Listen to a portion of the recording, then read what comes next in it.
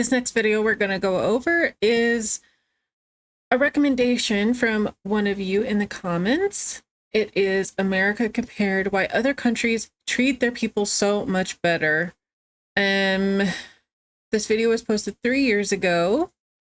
The description says, we're taught to believe that America is the greatest country on earth and that it couldn't possibly get any better.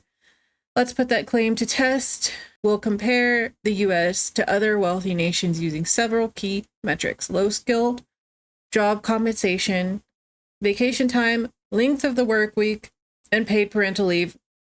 I kind of know all of these, and America's about to get wrecked. But let's go over the video anyways. This episode and others like it are made possible by the generous support of my patrons on Patreon. If you'd like to help me make more content like this, consider becoming a patron at patreon.com/secondthought. I'm going to say something that will probably offend many of my viewers. Not me. I already know. Let me preface this by saying that I, as an American, include myself in the following statement. Americans are quite possibly the most willfully ignorant people on the face of the planet. We have access to the sum total of all human knowledge, yet our understanding of the world rarely extends beyond our own country. And even then, the majority of Americans believe in a vision of the country that does not actually exist. It's not that we're stupid, we just tend to blindly accept that the US is the greatest place on earth, and therefore don't see any reason to educate ourselves about the realities of the rest of the world.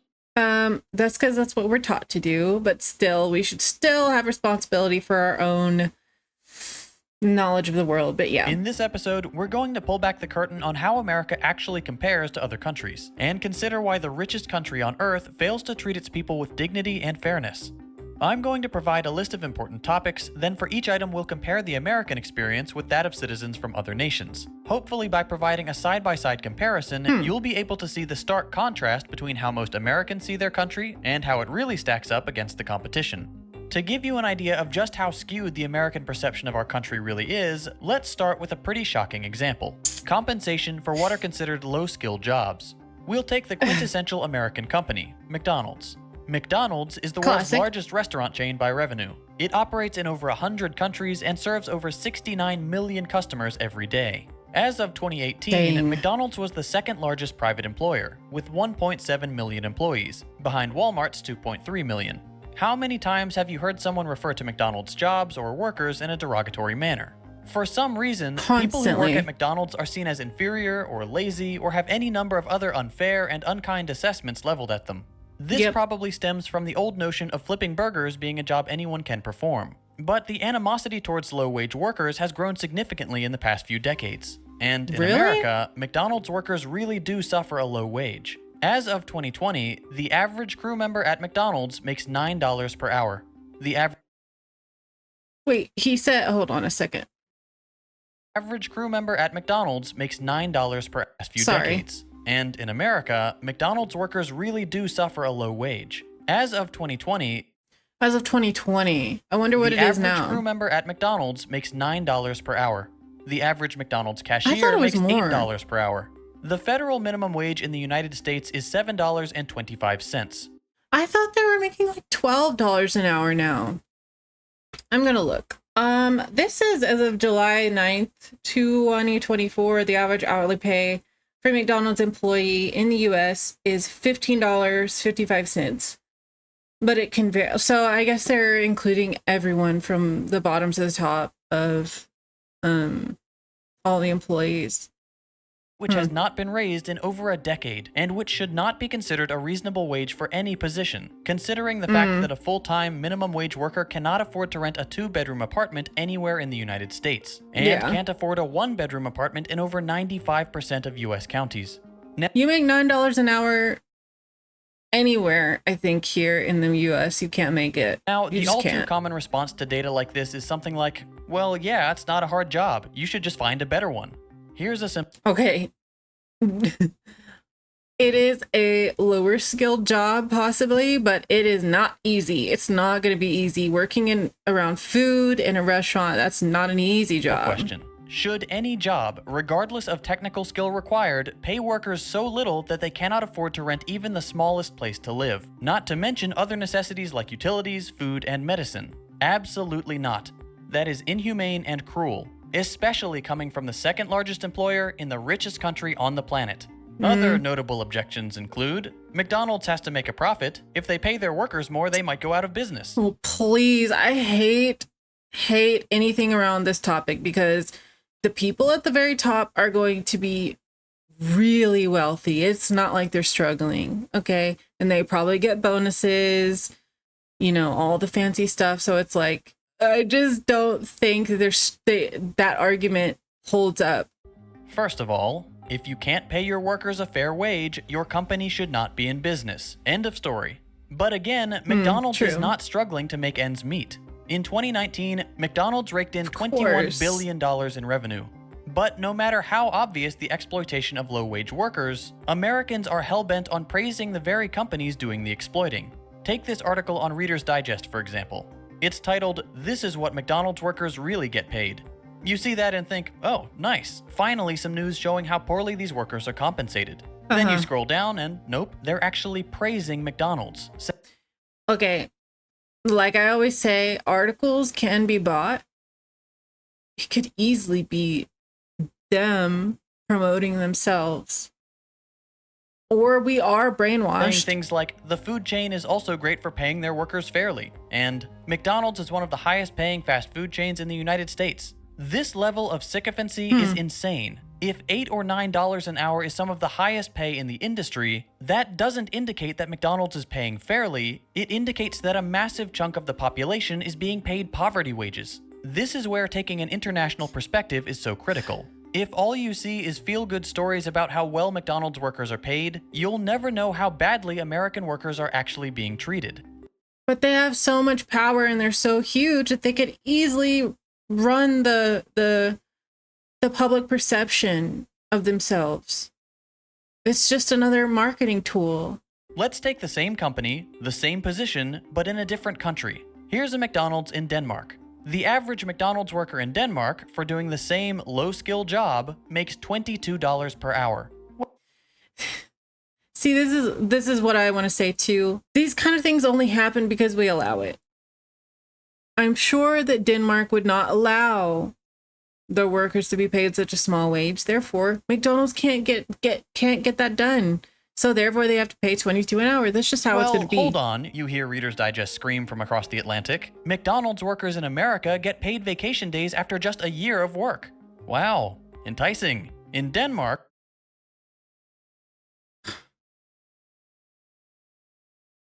You have to work a whole year at McDonald's to get any vacation. That already sounds bad. when you're hired at McDonald's, not only Any are you vacation. making nearly 3 times what you would make in an American Mickey D's, you also instantly have access to a full year of paid family leave and a pension. No slaving away for a year to Whoa. prove your value to the company. You're hired and you're treated fairly. Simple as that. McDonald's can afford to compensate all their workers like this, but they won't, because US laws allow them to exploit American workers to the point where they're basically slaves, earning And whose fault is that? It's ours. I'm sorry, but it's ours. If people actually cared, they would get it changed. We're capable of changing things like this, but we just don't. the bare minimum to survive, paying all of their income and often going into debt just to pay rent, and having no way to escape this vicious cycle because they're working such long hours. This is the case across all of America's low-wage jobs, of which there are many. The plight of the low-wage course. worker is incredibly dire, and all you have to do to understand that is look at how those same workers are treated in other wealthy countries. Let's move on to another topic, work-life yeah. balance. Fair wages yeah. are definitely part of this equation. If you're paid fairly, you don't need to work a second job, which will free up your time to be spent elsewhere. But we're going to focus on other metrics, specifically the length of the work week, vacation time, and parental leave. Let's start with the US. Most Americans would say that 40 hours per week is full-time. That seems to be the general consensus. But, in keeping with the country's exploitative labor practices, the hilariously named Fair Labor Standards Act does not actually define what qualifies as full-time. That's left up to the employer. Okay, why does this matter? Well, think of your What? past part-time jobs. Did you get any benefits? Healthcare? 401k? Probably not. Most benefits, when they're offered at all, are reserved for full-time Full-time. employees. Companies don't want to provide benefits because they affect their bottom line. America is all about cutting costs, and providing workers with fair compensation is a cost. So, imagine you apply for a full-time job at Best Buy. You're offered the job, but they tell you they only have part-time positions, but they can give you course. almost full-time. They make it sound like they're doing you a favor. Of course, because if it actually is full-time, then that changes the whole benefits package. Offering you more hours than normal part-time. But this is just another example of employers exploiting their workers. If you work 37 hours per week, you're essentially a full-time employee, but they don't have to provide you any sort of benefits. No healthcare, no vacation, nothing. This is a common practice. Companies will hire people, but keep them just below the threshold for full-time to avoid providing fair compensation. I've seen it happen. I used to work at Best Buy and they would do it all the time. And that's just the companies who are still trying to appear generous. The problem, like I said before, it's like, see all these people still wanting to work at Best Buy. You're still working there. We have to change it ourselves. They're not gonna feel bad. They're not gonna change it. Nobody's gonna change it for us. We would have to fight for that if that's what we really care about. Others will And if we don't, they're just gonna keep stomping on us. That's how it works. not offer benefits at all, or set their full-time positions at 50 or 60 hours per week. Sales positions are notorious for this. They'll often say, well, we expect you to work 40 hours, but all the top sellers are working 60 to 70 hours per week. This is coercion. They're trying to pressure you into working more hours to benefit them, and the compensation is never what they claim it will be. By allowing employers to define full-time work, American workers are held captive by corporations, forced to either work absurd hours to qualify for full-time benefits or find a second job to help cover the cost of things like health insurance. Both of these options lead to a terrible work-life balance, and as real wages have decreased and benefits have been offered less and less over the years, huge numbers of American workers have developed an unhealthy work-life balance. For example, in 1960, when workers had real bargaining power, only 20% of American women worked. Today, 70% of children live in households where both parents are working full-time. Because they have to. Where does all this lead? As of 2020, over 85% of American men and 66% of women work more than 40 hours per week. We work 137 more hours per year than Japanese workers, 260 more than the British, and 499 more hours per year than the French. Why do other countries have such a better balance? Because many of them have laws that cap the length of the full-time work week. Companies are required to pay their workers fairly and allow enough time off for employees to maintain a healthy work-life balance. That's not the case in the US. Vacation time is a similar story, where it's not required. Vacation time isn't required. Whereas many other countries mandate that employers provide paid vacation and sick days, the US does not. In every industrialized nation, workers get more paid vacation days and holidays than in the US. Here's a depressing graph to illustrate just how poorly we treat our workers. Paid vacation and paid holidays in working days. Okay. Working days. Oh, right. We're at 0, of course. Paid vacation, paid holidays. Right. So in the US, we might get holidays off, but we might not get paid for it. France, 31. God, that's crazy. Required paid vacation and holidays. Wow. Look at that. That's crazy. Spain, 34. Austria, 38. America, 0. And obviously, I keep pausing. I'm sorry. There are companies here that will do that. It's just that it's not required. And a lot of these places that don't do it are the lower paid jobs. 0 paid vacation days, 0 paid holidays. And remember, these are the mandated figures. Every Austrian worker gets a minimum of 38 paid days off per year. Even in the worst possible employment situation, they'd still get 38 paid days off. In the US, many workers are lucky to get Christmas or Thanksgiving off at all. And the odds that it's a paid holiday? Next to 0. Let's move on to our final comparison, paid parental leave. Many Americans aren't even aware this is a thing, so let me explain. When an employee I think that one of the best is France with parental leave, and they even get like a nanny, not like a nanny, but someone to come in and help with like housework or anything that the parents need. Company has a child, sometimes they're offered parental leave, a period of time where they can stay home from work to bond with and take care of their new baby. And rarely here do we have anything for the fathers. Fathers don't get any benefits on that, which is really sad. I think that's not good either. This greatly benefits the employee, the child, and in the long run, the company, because the employee will be happier, less stressed, and more loyal to the company. Of course, offering paid parental leave doesn't benefit corporations in the short term. And if there's one thing that encapsulates the American business philosophy, it's short-term gains over all else. So it won't surprise you to learn that the US is the only industrialized nation on the planet that does not mandate some amount of paid parental leave. Yep. This may be shocking to my American viewers because being able to get paid to spend time with your newborn child sounds like an impossible dream in our dystopian labor market. And honestly, it probably is impossible in our current America. And I'm not surprised. I already knew this. I watched a documentary years ago on We're it. so invested in self-destructive capitalism that even suggesting the possibility of paid parental leave would put US politicians out of a job. That's not It's the case in the terrible. rest of the industrialized world. In fact, every other OECD nation, and even in many third world countries, new parents are guaranteed at least several weeks of leave. Let's take a look at a few of them. Ethiopia, a country with an annual gross national income of under $900 per person, offers 90 days of leave with 100% pay. Madagascar, Wow. 14 weeks at 100%. Afghanistan, 90 days. Denmark, 52 weeks. Norway, 56 weeks. Guys, that's a year. France, 16 weeks at 100% pay for your first child, up to 26 weeks for your third, on top of 104 unpaid weeks. Lithuania, 52 weeks at 100%, plus an additional 52 weeks at 80%.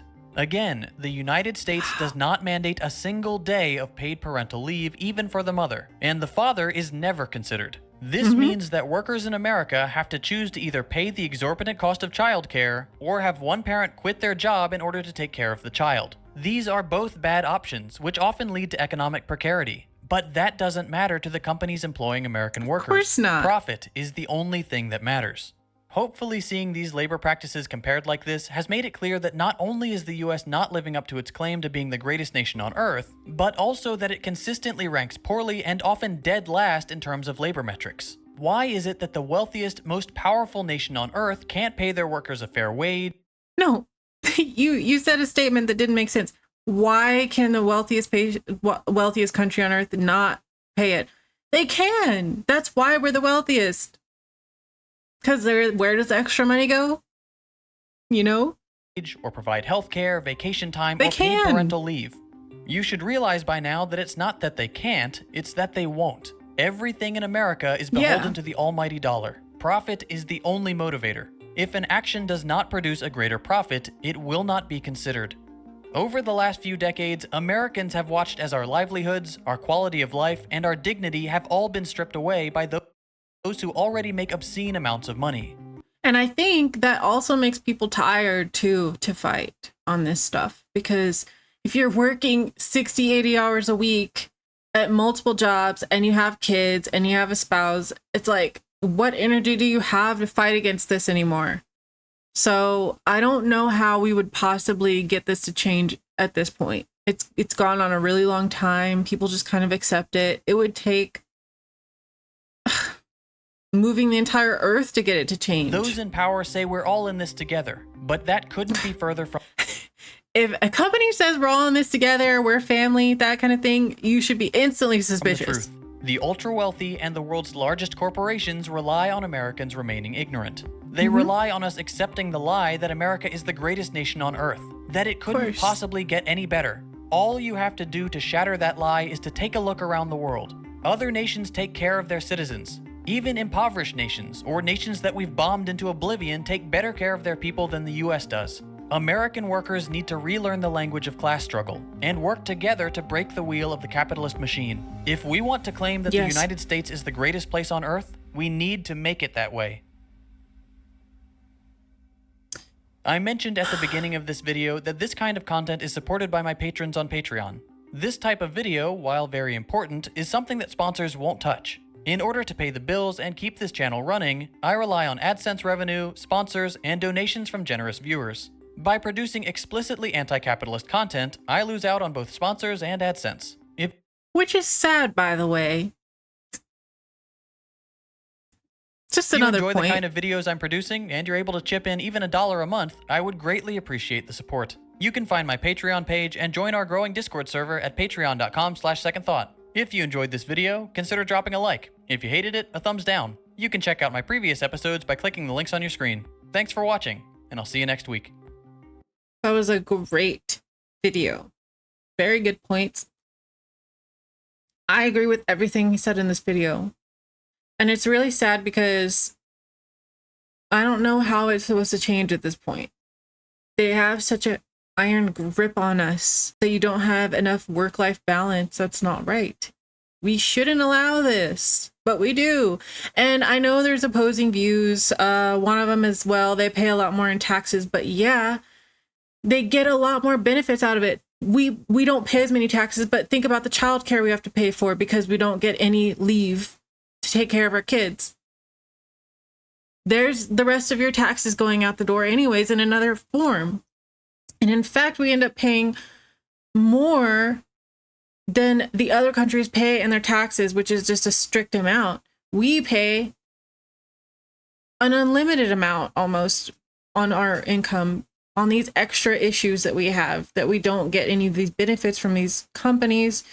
I don't know how we get out of this besides a huge fight and then huge awareness. It's really hard to break people out of a mindset that we're the best country ever and there's nothing wrong. There's nothing, you know, I'm not saying we're a bad country. I like this country. There are things that do not compare to the other countries, such as the points that he made in this video. This is a really thought-provoking video. Definitely going to subscribe to Second Thought. That was a great video. Make sure and support this channel because, like he said, apparently he can't get many sponsorships or even monetization because of these views, which is really sad and unfair. It's called freedom of speech. Anyways, I'll leave the video for you in the description. Go give it a watch. This channel looks like it has some really good content on it. I might watch some more from this channel as well. If you have a different view on anything that happened in this video, you can leave a comment. I do read them, and I do like having views challenged or, you know, possibly changing my mind on things. And if there's anything else you want me to watch, you can also let me know. And yeah, I'll see y'all in the next one.